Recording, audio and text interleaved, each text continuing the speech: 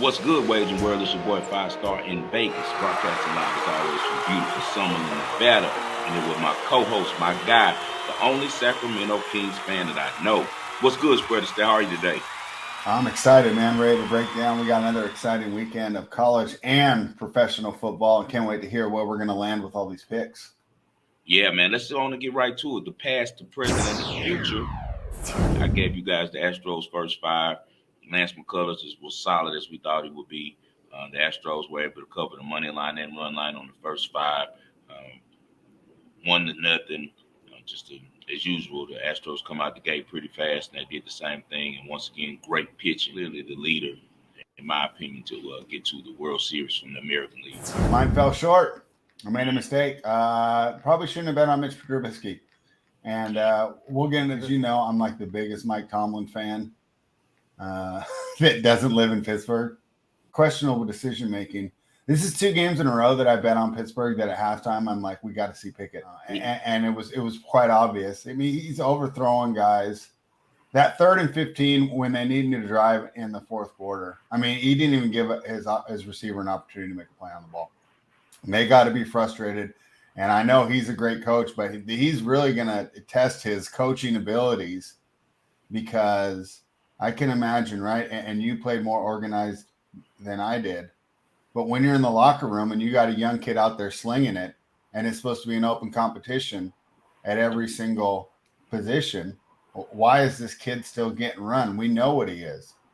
He's an average backup. You drafted a guy number 1, and he's not getting run. And I wonder how stubborn he's going to be because he's kind of old school there. But boy, it was disappointing, and you knew you were on the wrong side as soon as you watched. And until T.J. Watt comes back, or they make that quarterbacking change, Pittsburgh's going to be tough. Although I did take the points, right? So I'm just expecting them to keep it close. But this isn't resembling anything near an NFL offense in the current years. It looks like an offense from the 70s or the 80s where they can only run the ball. Najee Harris is a great player, but not having a passing game is doing him a disservice because their opponents are able to just load up on the run. So He's not even disappointed pick explosive, by bro. myself. Who, He Harris? hasn't looked explosive in the last couple of years, man. I know he tries to pattern himself out maybe since he's in Pittsburgh. He's trying to run like Bell, man. You don't see how he runs now? He did not run like that in Alabama, man. It's like he had, or either he's beat up. Well, he has a Liz Frank injury. Well, he's always hurt. I Yeah. like Jalen Warren a lot better. Jalen Warren has so much juice when he comes in the game. You see complete difference when he gets the ball, and you see Najee Harris with the ball. And with that type of quarterback that they have, you need that pop, you need that burst to help that quarterback.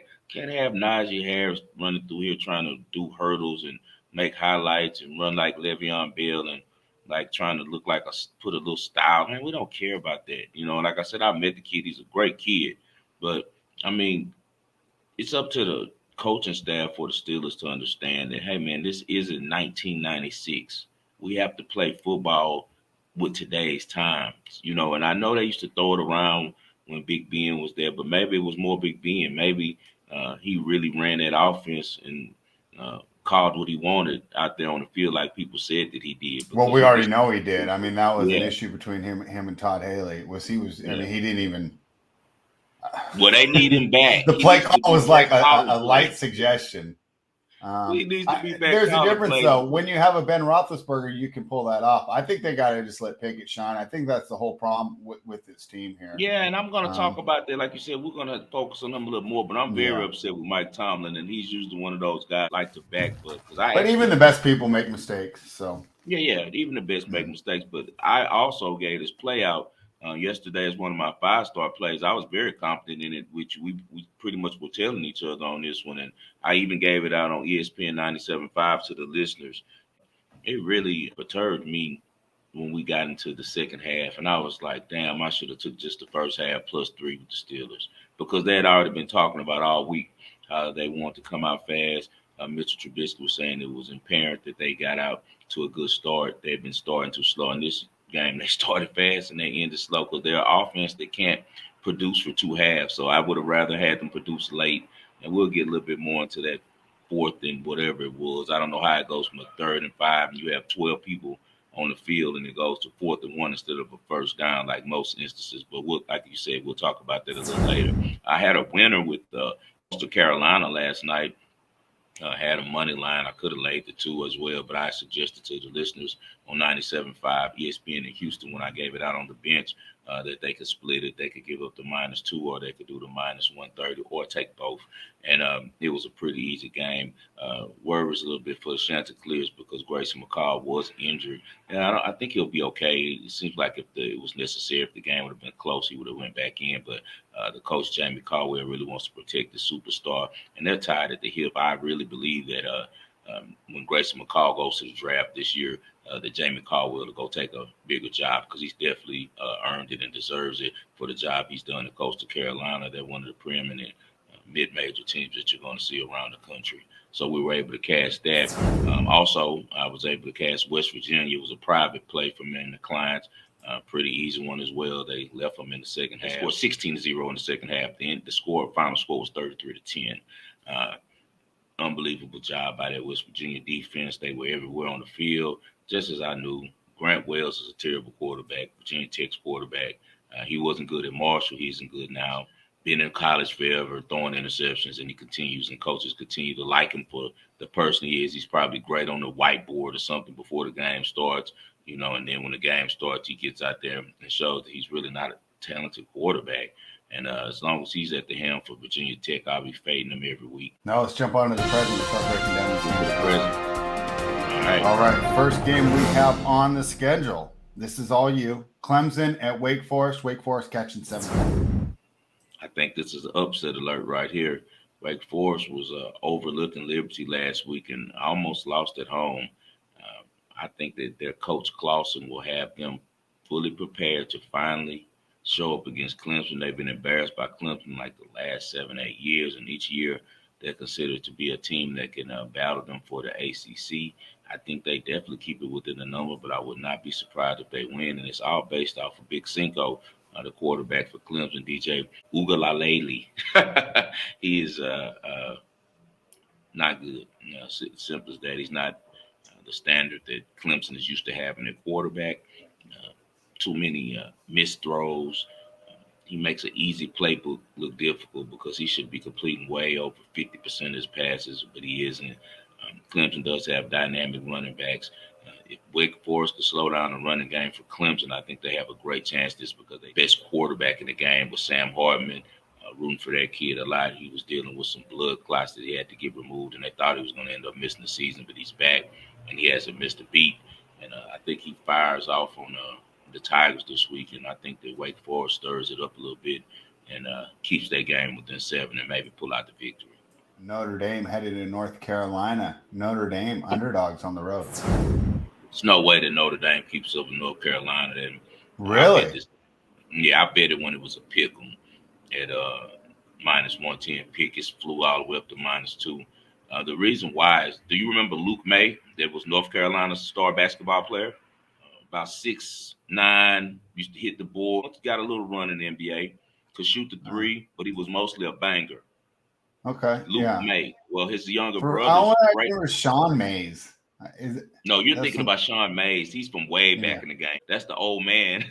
Yeah. That used to play for them. He coached for a long time in the league too, and he also was on the bench with North Carolina. I think he's on the bench now with Hubert Davis. Yeah, Sean May was just a bruiser. He was like 6'8", big wide body down low. Luke May was like a 6'9" power forward, but he could shoot the 3. He was just a great scorer. He was a good player, and they won the championship when he was there.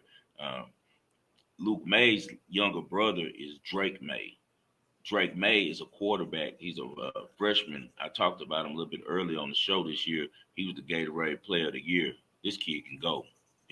He's not Mitchell Trubisky at all. He's going to go to the NFL, and I think he's going to be able to produce. His dad actually was a quarterback in North Carolina, ironically, as well. Their offense is all gas. North Carolina got juice, man. They got running backs that are so fast. They got receivers that are fast. I don't know if Josh Downs will be back, but if Josh Downs plays for North Carolina, he'll be the best player on the field. They're like 5'11" receiver. It reminds me of Antonio Brown. He has that kind of twitchiness, that type of explosiveness, and that type of catch radius for his size. He plays a lot bigger than his size. So North Carolina's problem is defense.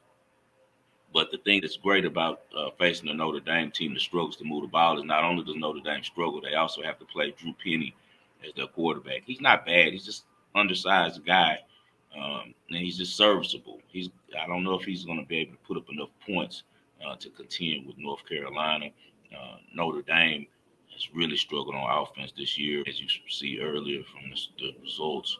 I just don't know if they got enough speed to keep up with North Carolina, and I think they're going to have a difficult time getting enough points on the board to match North Carolina, because even if they slow down North Carolina some like they did Ohio State, just like Ohio State did as the game wears on with their inability to score, now your defense gets tired and you're dealing with all this speed, you're dealing with this hurry up offense and an efficient quarterback.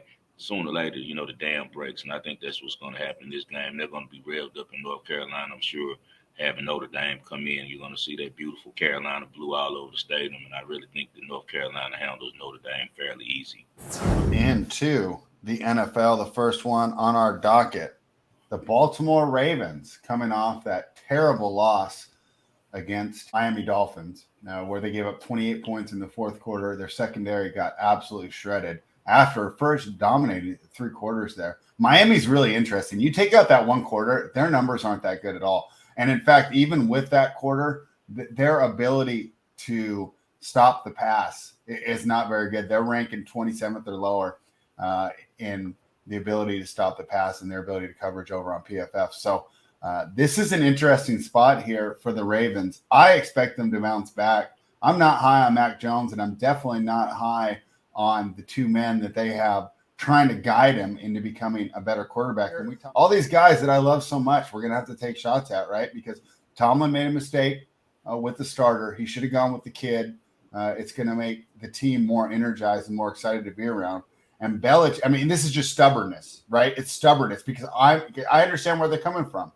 I'm sure you and I do it too when we're handicapping. We've done something that works for 10 to 15 years, so we don't want to change it. Belichick has constantly used his own guys for 10 to 15 years, but it comes a point where maybe the well is too dry, and grabbing a defensive coordinator to become an offensive coordinator never works. They really put Mac Jones in a tough spot. And Jimmy G gets all this flack for having a low ceiling. Mac Jones, to me, is the same exact guy. Now you've stunted his development with the terrible offensive coordinator. I like the Ravens here to bounce back. Yeah. Lamar Jackson looked great. I mean, he wasn't the reason that they lost that game. So I like the Ravens to bounce back. I'm going to lay the 3. What are your thoughts here on the Ravens and the Patriots? Lamar, nothing for me. Lamar has a good track record against Bill Belichick, too. He hasn't struggled as most quarterbacks have. He's unschemable. And even who are you going to get to emulate him in practice, right? I mean, that's the issue that they have with these super elite athletes. You don't even have a guy on your squad that can run that fast. So how are you going to emulate it and get ready for it? Right. Do you remember when Brady was still there and Lamar went there on one Sunday night and beat him? And after the game, Belichick was just in awe of him, man. Belichick was like, and that's why I was very surprised that they went out there and got Mac Jones, because after seeing that, I thought that he would really be concentrating on, like, man, I got to do like my boy Saban did and think about finding me a quarterback that can move a little bit and throw the ball. But they took Mac Jones, and I think maybe he trusted Saban. It benefits Saban anytime one of these guys go in the first round. So I think he might have gassed up Mac a little bit more to Belichick than he should have, and he thought that he was going to have Brady all over. But these times and days, I think with McDaniels, he might have been fine though, right? You have to think that the slow, play man. calling It's too slow. Even your boy Herbert's Josh Allen are considered pocket passers. Well, not so Josh Allen, but for sure Herbert. But Herbert got wheels. He can move still. Like no one is sitting back there like a statue anymore. It's just the defensive ends and the defensive linemen are just too fast. They're too good, man. You can't have a quarterback who can't move, because now, as we talked about with Derek Carr, if all of these different things aren't working in unison, he's in trouble. Like everything has to go perfect. Got to have a perfect block, perfect route.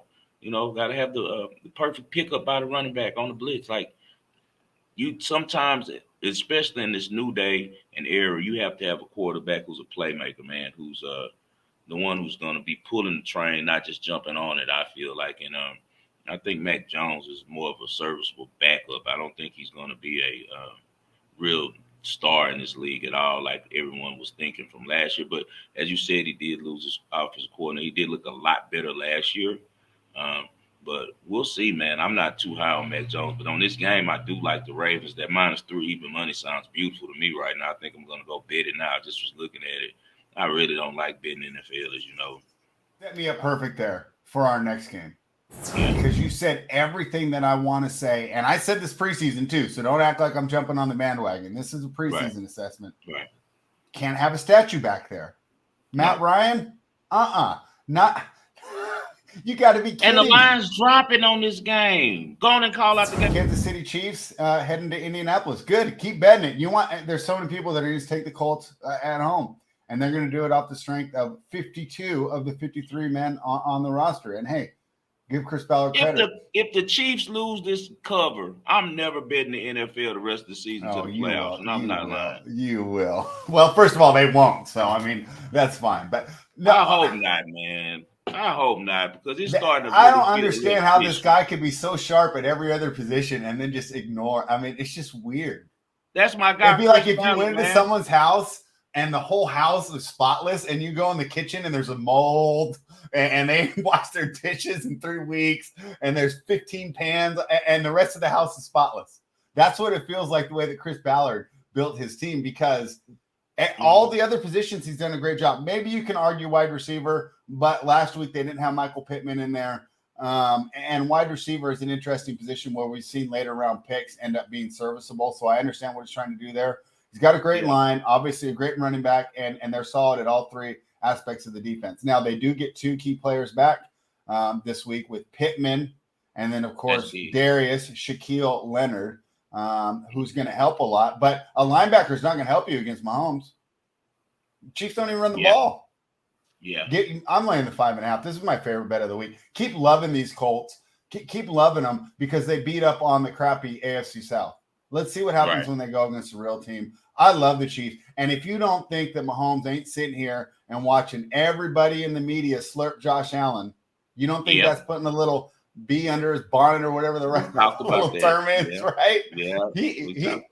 I still think he's better than Allen. And Allen's great. And they're 1A, 1B. And you can Allen can win a Super Bowl. He's not, Derek Carr. But I still think Mahomes is the best quarterback in the NFL, and I think he shows it this Sunday. Until Allen gets a title, he is, and that's because we all know what the Chiefs were before Mahomes was the quarterback. We've watched them for years. They were a team missing a quarterback, and when he came, he led that team, led the squad in the Super Bowl when they were down. He's the one that energized them. That's some of the best tape you're going to see him telling Tyreek Hill, "Get your head up." Tyreek Hill was over there crying, thought the game was over, and that they had blown the Super Bowl. And he's like, "Man, it's not over," So Mahomes is a hell of a player. That's my guy. And I love me some Josh Allen, too. You know that those are both my guys. So proud to see the type of quarterbacks that we have leading us into the league, because they're very young. So we're going to get another 10 years, God willing, out of those guys, man. And I'm really excited to watch that. Don't know what my guy Ballard's doing. A1 stand-up Houston guy. But Chris Ballard's having problems at quarterback. And I think it's because, similar to what we just talked about with Belichick. Remember we said Belichick saw Lamar Jackson, thought, man, I got to go athletic. And I think he went and grabbed Cam Newton and had a sour taste in his mouth from that experience. And now he's like, let me get back to what I know. All right? I think that's kind of what happened with Ballard. He went and he had Phillip Rivers first. Phillip did a great job. They made a push. They weren't Super Bowl contenders, but, they were a good playoff team. He goes and tries to go get Carson Wentz now. Has a sour experience with him for a season, and now he thinks, okay, let me go back veteran again. Matt Ryan's on his last wheel, though. That's the thing. Matt Ryan is washed. He's not as good as Phillip Rivers was at this age. So he has to figure out that quarterback position and figure it out quickly.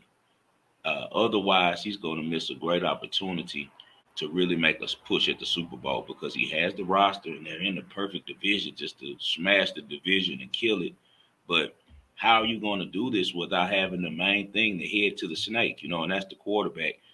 They really struggled at that. And as you said, people. How do you choose Matt Ryan over Jimmy G? I mean, but did they have action at Jimmy G? I don't know if they could have gotten the Niners would have given him away for like a 5th round pick The Really? only reason all that happened is because there was absolutely no interest in him around. I thought that's the reason why they didn't trade him was because they wanted a little too much for him. People were saying. Oh, okay, maybe that's it. Yeah. I think the so. The rumors around here is that they were not getting any offers at all. Nobody wanted to move forward with them, and I can kind of understand because you have to be in that win now situation, right?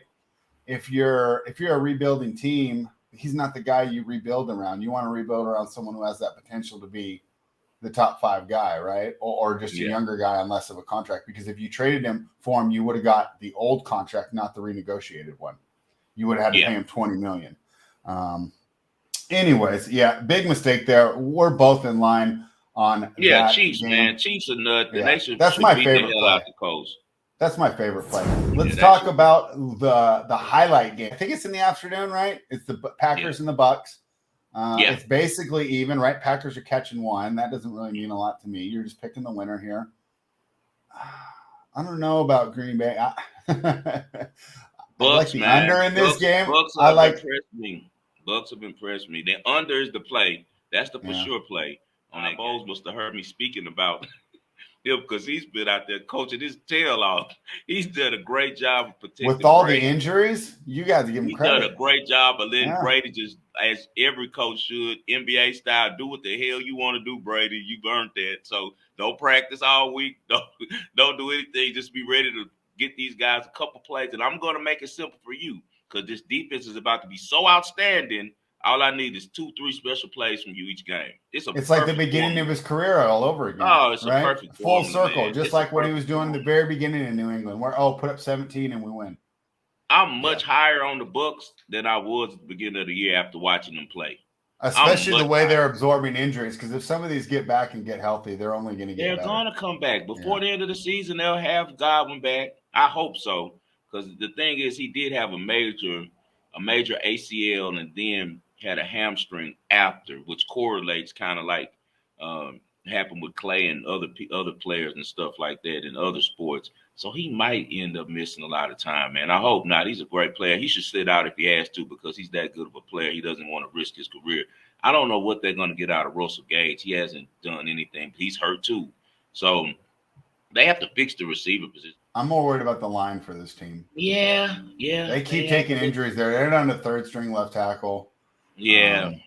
They're on their backup guard. They're on the backup on all their left side. I mean, the only good thing about Brady is he gets the ball out in like 1.8 seconds.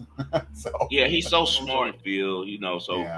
All they have to do is they hold people to, like they've been doing, 14 points, 13 points, 10 points, they're going to win, So I definitely like them against the Packers. I don't see how Packers receivers suck. They're too young and they're all hurt too. So I can already tell you what's going to happen in this game. Aaron Rodgers is going to get sacked, hit a bunch of times in the first half. He's going to get pissed. Pouting. He's going to start crying. They'll be down like 10 points or 14 because Brady's going to play best ball because he sees Rodgers on the other side and want to embarrass him. And by halftime, the Packers will be down like 10 pounds, and they'll throw up a Packers -3 second half or something to try to bag you, and they won't even cover that. I think the Bucs going to do the same thing they did to them last year and, handle them pretty fairly easy just because Todd Bowles' defense might be the best in the league right now, man. I don't see any holes in that defense. Those cornerbacks are like glue.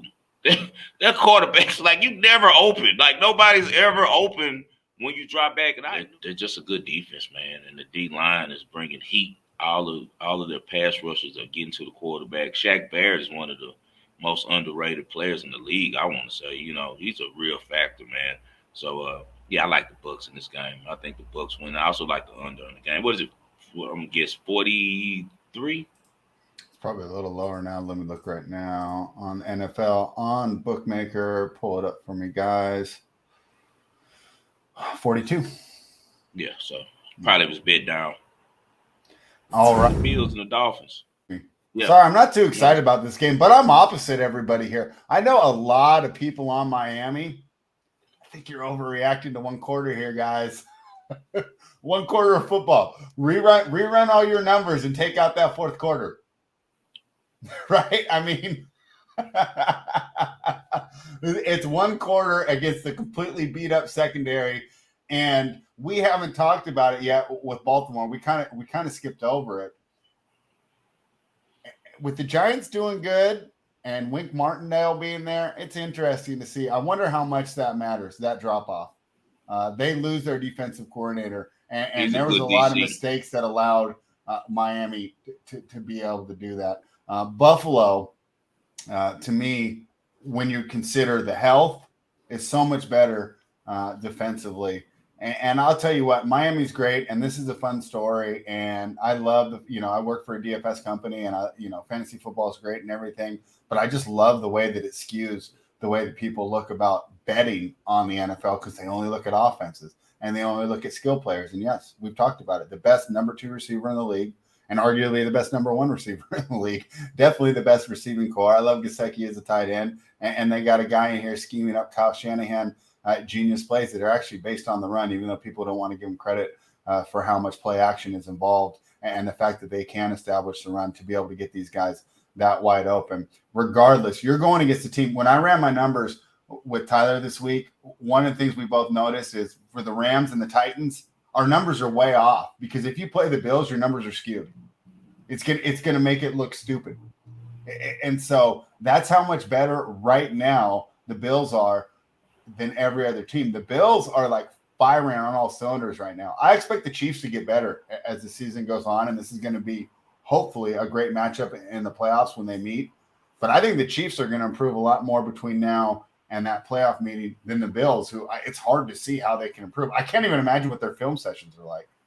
I mean, they must be scouring that tape looking for mistakes to try and get these guys to correct, because they just feel like they're doing everything right. And I love this Miami love. Good. Let's overreact to one quarter where the Ravens completely mismanaged their defense and were running out there with 4th-string cornerbacks, because for whatever reason, if you're a corner in Baltimore, you can't stay healthy for more than 2 quarters. So I like Buffalo here, man. I love this huge overreaction here, and I think they're just going to continue to roll. What do you think?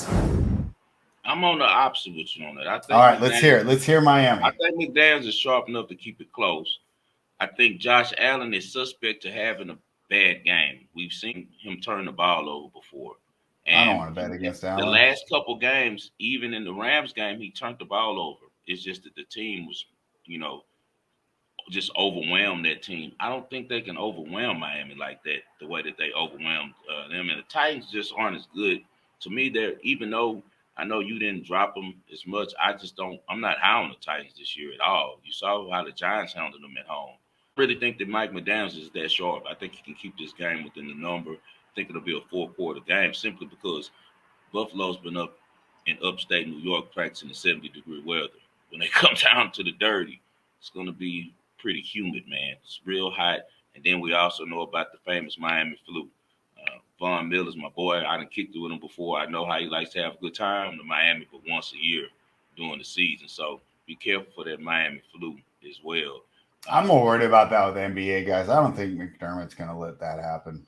But we'll see. It's fun to be on opposite sides of the game, right? Because we don't want to just sit here and parrot each other. And another thing that we got to factor in, too, is the defensive backs for Buffalo are beat up. They don't have any starters or any second-string defensive backs playing this week. All of their players after Dane Jackson goes down are, guys who are really low on the depth chart.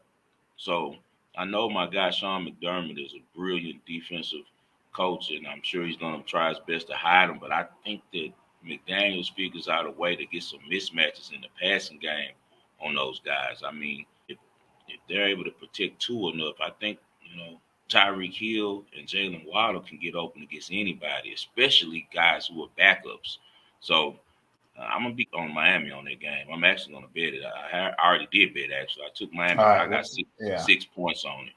So, we'll have bragging rights up for stake then on Monday here, because the one thing I want to point out, Miami's 27th or worse in 3 to 4 passing defensive metrics. So I think Tua's going to have a big game. Allen's going to have a big game too. So, all right, that one will be fun. Let's talk about Sunday night. Normally, I'm not big on narrative, right? When I listen to some of these podcasts and they go, oh, this team's going to be really motivated. This team's going to be really down. You're talking about 50 dudes, right? I mean, like 50 dudes. Like for tennis, it's absolutely a thing. It's one player Player doesn't show up, not motivated, it's not the same. Basketball, I can kind of see because your main guys matter so much in the sport of basketball. But this idea, right, that these narratives matter so much and the motivation and look ahead, I don't think these guys look ahead. You listen to them on these interviews, they don't even know who they're playing the next week, right? And then, you hear all the cappers, they're in a look ahead spot. And then they come on Peyton Manning, and they could be acting, right? They're like, oh, that's who we play next week, right? They're surprised. But I'm saying all this to set this up for my big but. This is the week that I feel that the narrative does come into play. I think the 49ers, whether they want to say it or not, those players, those offensive linemen, that defense, they're happy to have Jimmy G back. No one wants to be in a win-now mode with the project at quarterback. Now they got their guy. They made the Super Bowl with him. They made the NFC Championship with him. They win a bunch of games with him. You saw how happy they were to have him back in there, right? So this team is excited. Then you look at Denver. You've been in those locker rooms, right? Where players are looking around. Does this guy know what he's doing? Yeah.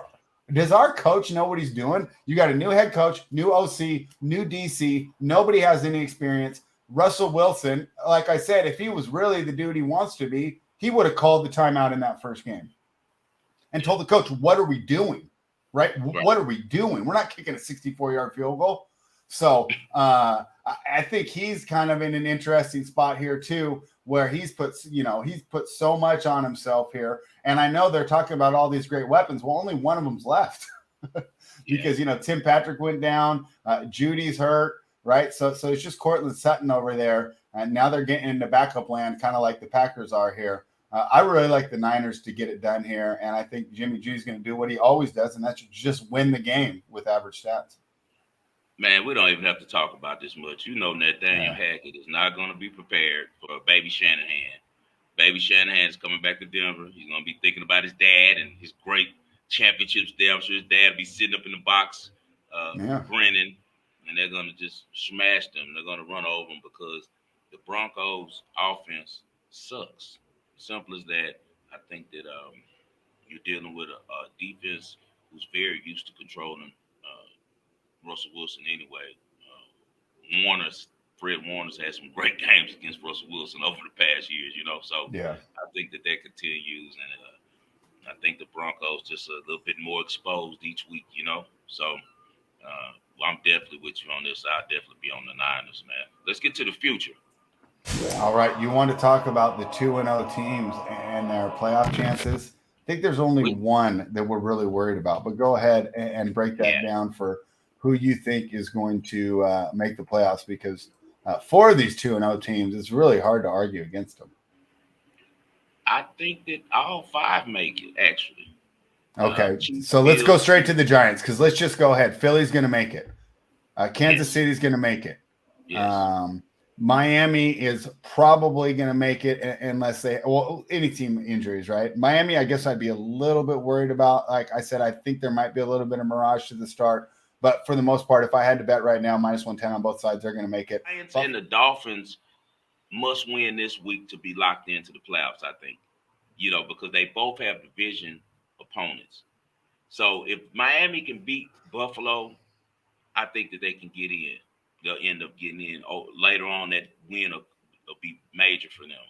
If the Giants beat the Cowboys, which I think they will on Monday night, then I think that's going to pretty much seal it for them, just because they need a split with each team pretty much the rest of the way. Let's look at the Giants' schedule. It's not too difficult. I saw it a little bit earlier. Well, here's the thing that's going to be tough for the Giants. They're not going to win the division. Philadelphia's schedule is ridiculously easy. And let's also, like you already said, you're not high on Tennessee, right? Yeah. They went life and death with Tennessee. Then they beat the Panthers, right? So far, this team is 2-0. You know what their point differential is? 4. What? It's 4. Yeah. They've won the games by a combined Giants football, 4 though. points. Over the years, that's been Giants football. That's not the way the NFL's played anymore. Unfortunately, I wish it was. I liked it better that way.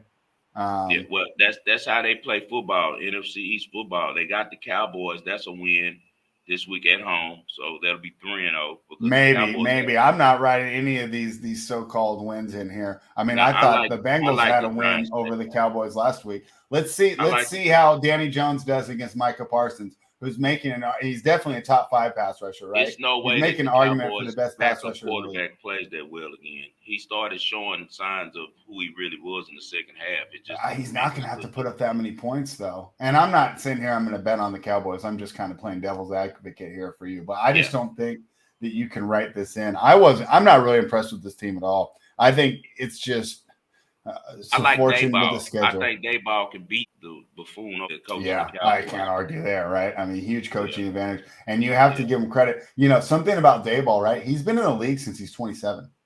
And he didn't just study like McDaniels, our guy in Vegas, not the Miami guy. Yeah. He studied under Belichick almost his whole career, right? Dable moved all around the league. He's got a little bit from everybody. And Alabama, right? He worked with Saban for a year, right? Yep. So not only has he been in the league since he's 27 years old, he's learned from multiple different systems. And I think that helps a lot when you're going into a new system, because I think that our McDaniels, because there's 2 of them. I mean, one's Mike McDaniel singular, but people aren't going to catch that when we're talking. But the Raiders McDaniels is trying to implement, and this is what a lot of these Patriots guys do. They try to create New England in wherever they go. I don't know if that's going to work. You got to have that Belichick cachet before you can get away with doing all that stuff. Because some punk who hasn't done it, Bill Belichick, if he says something, you're going to listen, even if it pisses you off, even if you feel it's disrespectful. When you got a guy that hasn't really proved anything yet, I think it's a lot tougher to listen to. But I think that Dayball has the experience of being in a bunch of different places. So I know I'm kind of arguing on both sides here. I really don't have a side on this game. I'm just down on the Giants overall. I like you said, I see Titans, 7 more wins on their schedule, 6 to 7. So at 9 wins, and it's a weak NFC, so I can understand. Man, and then they're out of conference this week. They got the AFC South, so you see what I mean. Yeah. So they have really a chance to make the playoffs if they get to a 3-0 start. But there's going to be a lot of teams that you like that they're going to have to beat out, because I'm down on Arizona, but your guy Kyler, if he ends up doing good, right, that's going to be a tough team. Then you got Frisco, the Rams, and Arizona coming out of there. In the South, let's knock these last 2 out. They're going to beat each other up, though. One of those teams will end up that's a really good team is going to end up like 7-10. It's probably going to be the Cardinals, in my opinion. Tampa Bay and New Orleans are both going to make the playoffs, in my opinion. The North, Minnesota, and Green Bay. So now I've done 6. Minnesota not going to the playoffs. Okay, why do you think that? Their schedule. Okay. Their schedule. And that's fair. That's what I'm basing it on. The Giants, the rest of the way, they play the Bears at home. I'm just skipping around to their easier games. They got the Bears at home, at Jacksonville, at Seattle. Jacksonville's tough now. I'm just saying, but all of these are winnable games. It's not about if they're going to win. It's just, are these winnable games? Okay, right? They're winnable. Yeah. The Texans at the Giants. the Lions at the Giants. See, I think all these teams, I think Houston could keep it close with New York. Colts at the Giants. Like, for example, Daniel Jones, Davis Mills. Texas win in New York with Davis Mills as the quarterback. It's not happening. You don't watch them as much as I do. They're not. That's for sure. I don't. Not. Why would you? Why would you? So, like I have to. I have to. So I can talk about it to my Houston friends. But yeah, maybe I overrate them. I love their draft. I love their defense, and of course, I love Lovey. So that's why I'm kind of. Yeah, they need to be in the Bryce Young business. The Texans should be trying to lose every game possible. I wish the Raiders were in the Bryce Young business. If they get Bryce Young with that squad they have over there, they're going to be a problem. I'm telling you, because Bryce Young is the truth. He's a magician. He can make things happen. I like him a little bit better than CJ. Well, maybe Tennessee can knock out Derek Carr for me this weekend, and we can get in that business too. I don't think it's happening to Raiders. There's too much money involved, man. They got to put on a good product, and they want to see it right now. But out of those teams, we know the Chiefs, the Bills, the Eagles, the Bucks, they're in there, man. The question is going to be the Dolphins and the Giants, and we'll be interested to see moving forward which one of those guys sneak in. I'm higher on the Giants than the spread is. All right, let's get to kick the damn extra point, man. This one pains my heart. I know, because it's my favorite guy.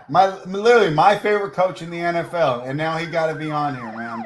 This is actually A guy. terrible. It's a shame that a guy's won 15 straight years in the NFL. Did you His see the last people don't on reach that the damn list? extra point. It's like George Hallis, Right, Bill Belichick, like the right. greatest coaches of all time. Hey And man, this but guy's trotting out a genius can get it too. So Mike Tomlin, unbelievable. we got to get on you for one. Why the hell didn't you get a measurement on that fourth? And we're talking about from a bettor's perspective now because everyone had the 4.5 points.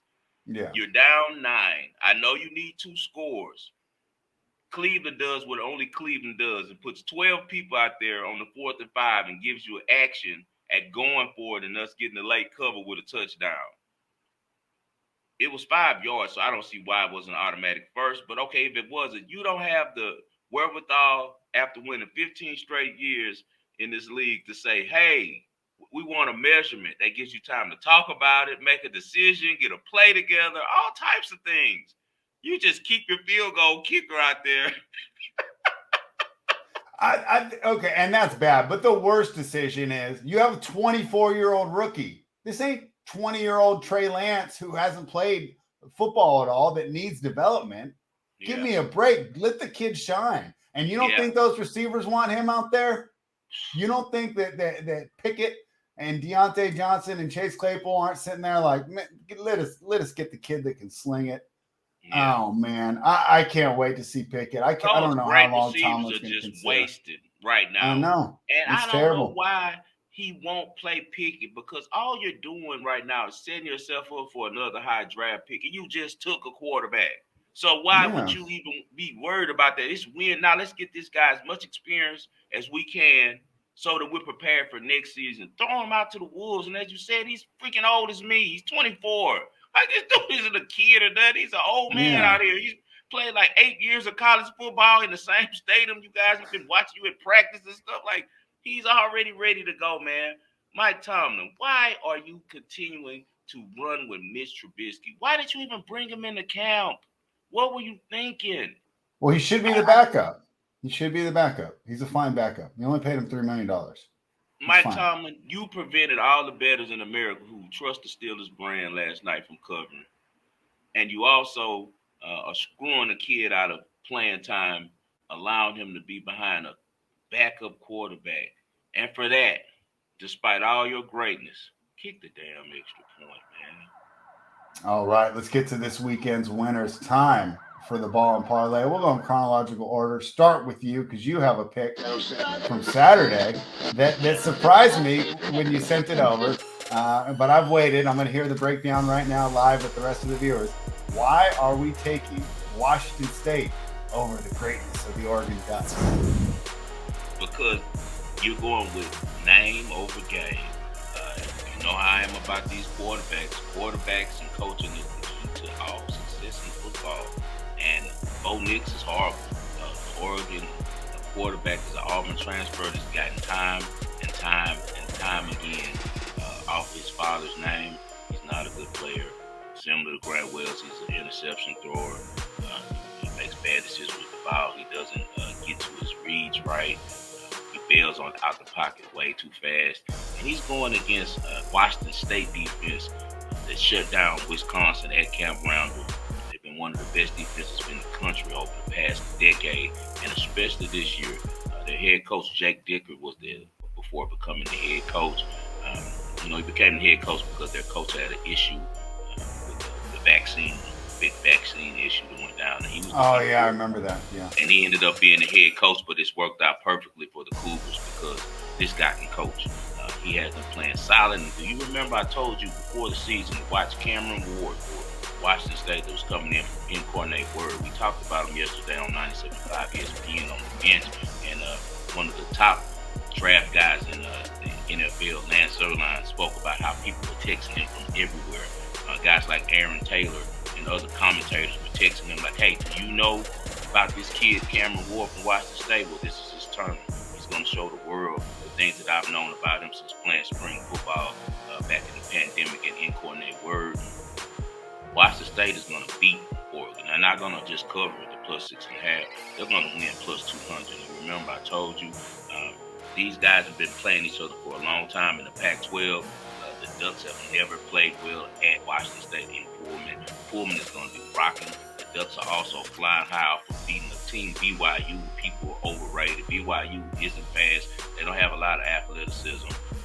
As I said, I think that Washington State team was galvanized by that win at Wisconsin. Camp Randall is one of the hardest places in college football, as you know, to go get a victory. When those kids are going crazy, doing that jump around, they're pounding you with their rock, and they always play defense at Wisconsin. They were able to beat them at what they do best. And I think that this team's defense is the real deal and really the best defense in the Pac-12. I actually think Washington State will give USC more trouble than any other team in the conference. The Ducks are 0-4 against the spread in their last 4 road games, and this is their first true road game of the season, not the place you want to pull up to. Also, Oregon is 0-4 against the spread in their last 4 road games versus a team with the winning home record. Wazoo is 7-1 against the spread in their last 8 conference games. That's really impressive. And the Ducks are 1-5 against the spread in their last 6 meetings in Pullman, and 2-10 against the spread in their last 12 meetings in this matchup. They've been giving these guys hell a long time.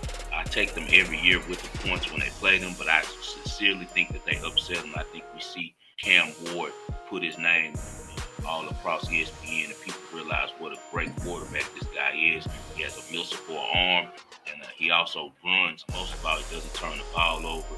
Expect Washington State to win plus 200 at home against Oregon. But to be safe, I take the plus 6.5, and you can buy half a point above the 7. This is my lock of the week, Washington State over Oregon. I've already talked about my game. But real quick, one more time. Have you seen that meme where it's the guy and he's doing the trade and it says, I receive, you receive? So just imagine that meme. I'm on this side. I receive Patrick Mahomes. You receive Matt Ryan and 5.5 points. I'll take the Patrick Mahomes side. We went over all this before. I love the Chiefs here. I'm down on the Colts this year. And I think the Chiefs are, because of the Bills' emergence, I think they're going to cover more spreads than they might have if they had just been, getting all the props that they had been the last 2 years. But I think this kind of gives them, Patrick, Andy Reid, and of course all these receivers who are trying to prove, hey, we can step in, we can do this. A lot of guys, this is their last shot, right? Scantling and Juju. I don't know about last shot for Juju, right? But he definitely needs to make a name. He didn't look good as a number 1 in Pittsburgh here. So I think Kansas City puts up a big score, makes another statement. Give me the Chiefs. All right, so spreads got the Chiefs. I got Washington State plus 6.5. Also, a little bit later, guys, I'll be doing my live play, my 5-star play of the day. I'm going to start doing that daily for you guys so we can try to run up a bag together. Shout out to my guy Cheese, man. That's my little bro. The gear that I'm wearing, Forever Baked, is his. You can go check out his stuff at www.bakedgss.com. That's www.bakedgss.com. He has some really quality clothing and apparel. He also has different types of wood and sweets and things like that that you're going to really enjoy. Me and him are doing a collab together. He's actually doing a 5-star in Vegas times baked collaboration, and I can't wait to see it when it comes out. We're working on some really hot things, and I think that you guys are going to really like the clothing. Once again, go check it out at www.bakedgss.com. Thank you guys for tuning into Wagering World. Follow my guy Spread Astaire. Follow me at 5-star in Vegas. Fill out the vibe. We'll be talking to Schoon 2 this weekend. Soon we'll be doing some live broadcasting from Schoon TV. Again, we're going to have a new format that we're going to use where you guys can talk to us live and ask us some questions and really interact with us during the show. Anything for people, Spread, before we get out of here? No, just excited for another weekend of football. Great breakdowns. I already got that Washington State pick in right now. Let's get it, man. All right, best of luck to y'all. We'll see you guys on Monday.